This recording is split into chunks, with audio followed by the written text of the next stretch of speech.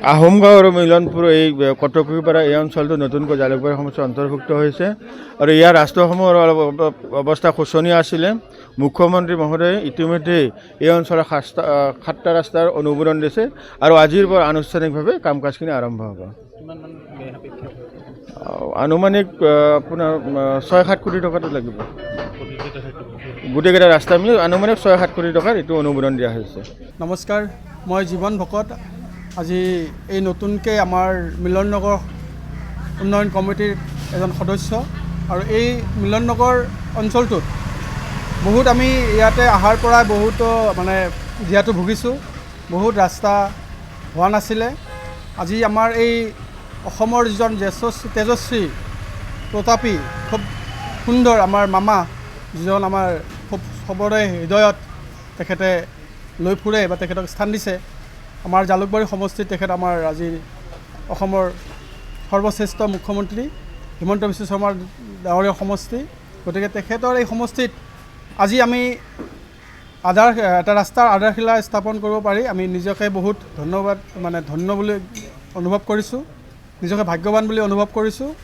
গতিকে আমি সকলো ৰাস্তা ঘাট তেখেতৰ দিনত যে আমি উন্নয়ন কৰিব পাৰিম সেইটো আমাৰ দৃঢ় বিশ্বাস আৰু আমাক সহায় কৰিব তেখেতে।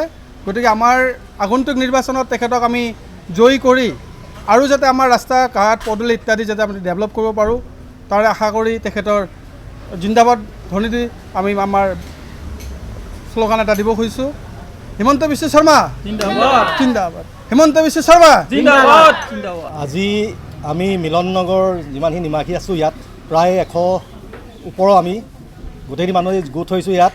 আমাৰ যোনখন মিলন নগৰ উন্নয়ন সমিতি আছে, এখন এটা পঞ্জীভুক্ত আমাৰ সমিতি হয়, তাৰ আণ্ডাৰত আমি আজি এই অনুষ্ঠানটো পাতিলোঁ। আমাৰ ইয়াত মাননীয় মুখ্যমন্ত্ৰী OSD শ্ৰীযুত হেমন্ত চৌধুৰী ডাঙৰীয়া আহিছিল। তেখেতে আজি ইয়াত আধাৰশিলা স্থাপন কৰিলে।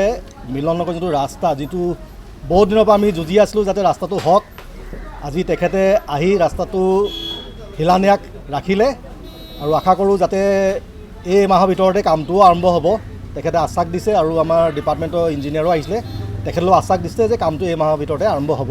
সেইকাৰণে আমাৰ উপস্থিত যিমানখিনি ৰাইজ আছে চবৰে এটি পুৰণি খুব বেয়া কষ্টৰে যোৱা দিনবোৰ যাতে বাদ যাব আৰু এতিয়া আৰু ভাল দিন আহিব, এই আশাৰে চবকে আমি আজি শ্ৰদ্ধা জনালোঁ, ধন্যবাদ জনালোঁ।